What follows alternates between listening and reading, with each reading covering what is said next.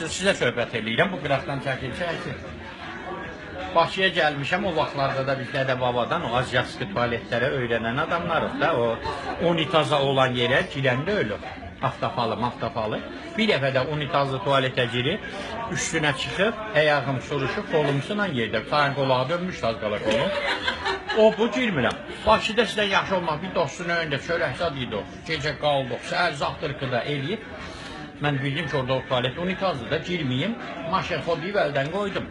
O vaxt o 7 mikrorayonda Zeytun Bağzad, orada barı da salsaq idi, alsaqlıqda olardı. Oraya çatanda gördüm. Ləngisəm şalvarı batacaq.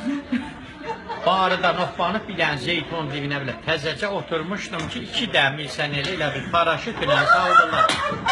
Tərəf gələ satdılar.